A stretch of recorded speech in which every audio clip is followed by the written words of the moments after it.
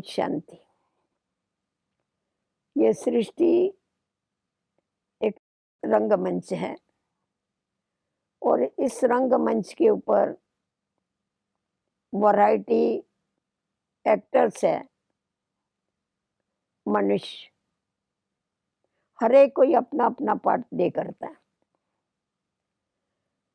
परंतु हम लोग देखते हैं कि बहुत लोग ऐसे होते हैं जिनके 24 घंटे में 36 मूड बदली होते हैं। उसको मूडी कहा जाता है। घड़ी घड़ी उनका मूड बदली होता रहता है। कभी भी एक रस स्थिति नहीं रहती है, जिसके कारण वो जीवन का आनंद नहीं ले सकते हैं। कभी कभी उनका जीवन इतना नीरस हो जाता है, कल तक जिन व्यक्तियों से उनको आनंद मिलता था, कल तक जिन पदार्थों में उनको रुचि थी, कल तक उनको जो दृश्य अच्छे लगते थे, उन सब से उनका मन उठ जाता है और वो जैसे कि सबसे कट जाते हैं। संबंधियों से, मित्र संबंधियों से, परिवार से, सबसे कट के एकदम जैसा उनका स्वभाव रूखा बन जाता है। किसी के साथ बात करने का दिल नहीं होगा, किसी में मिक्स होने का दिल नहीं होगा, किसी चीज़ में रुचि नहीं रहेगी, ना खाने में, ना पीने में, ना सोने में। तो ऐसा नीरस जीवन होने के कारण उसका असर तुरंत शरीर के ऊपर होता है, हेल्थ के ऊपर होता है। क्योंकि मन का और शरीर का आपस में बड़ा गहरा कनेक्शन है। जैसे मन की स्थिति होती है, उसका इफेक्ट तुरंत शरीर के ऊपर होता है। और ऐसा मूड रखने से कभी देखेंगे तो किसी को ब्लड प्रेशर हो रहा है, कभी देखेंगे तो किसका हार्ट बीट बढ़ रहा है, कभी देखेंगे तो उनकी पाचन शक्ति खराब हो रही है। तो ये जो बीमारियां हैं, इन बीमारियों का कारण मानसिक रोग है। मनसा नीरस हो गई, किसी में रस ही नहीं रहा, जीवन में मजा ही नहीं आया, तो क्या करें। कोई दूसरे लोग ऐसे होते हैं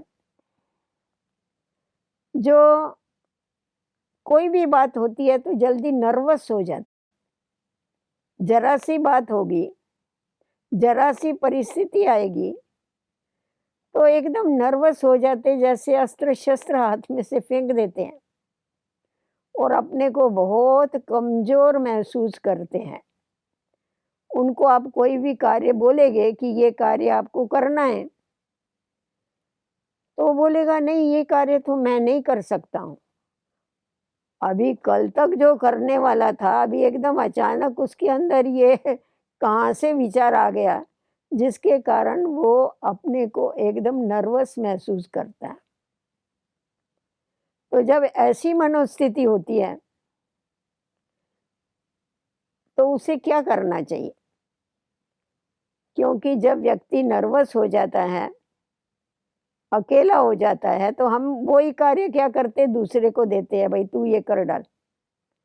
और सामने वाला जो कार्य इसने नहीं किया है, अगर हमने वो कार्य दूसरे को करने के लिए दे दिया, वो व्यक्ति तो बहुत सहज रीति से उस कार्य को पूरा कर देता।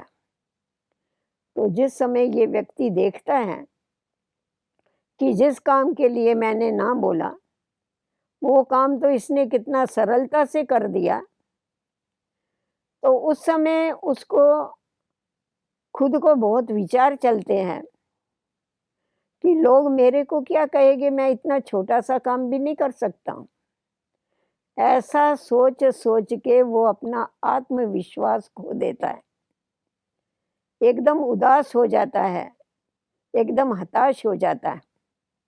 तो ये जो मनोदशाएं हैं, अनेक मनोदशाएं हैं, इन मनोदशाओं को परिवर्तन करने की ताकत सिर्फ आध्यात्मिक ज्ञान और योग में।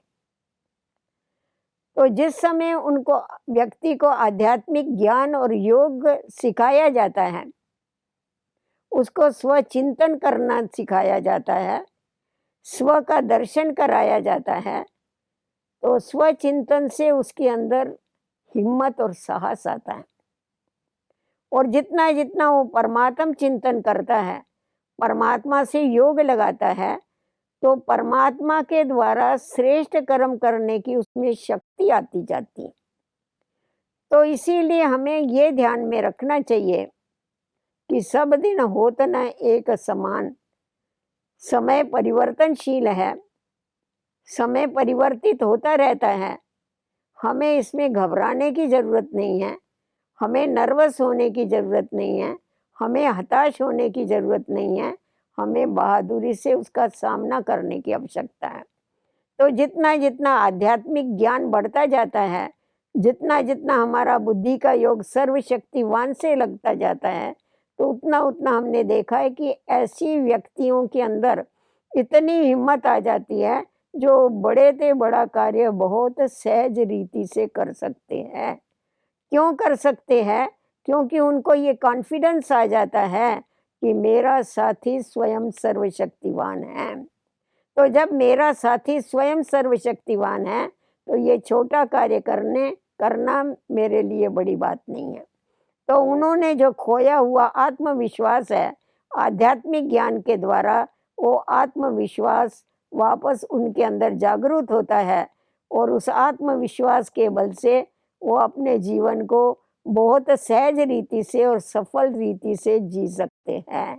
तो इसीलिए हर एक व्यक्ति को ये बहुत आवश्यक है आध्यात्मिक ज्ञान समझने की, क्योंकि ऐसा नहीं कि जब ही हमारी स्थिति ऐसी बने, खराब हो गए, उस समय इसकी आवश्यकता है नहीं। अगर पहले से ही बहुत समय से हमने ज्ञान और योग की अगर तपस्या किया है, मेहनत किया है अपने ऊपर, तो ऐसी स्थिति हमारे ऊपर कभी नहीं आएगी। हम सदैव उमंग उत्साह में रहेंगे, सदैव हर्षित रहेंगे, सदैव सुखी रहेंगे और आनंद में रहेंगे।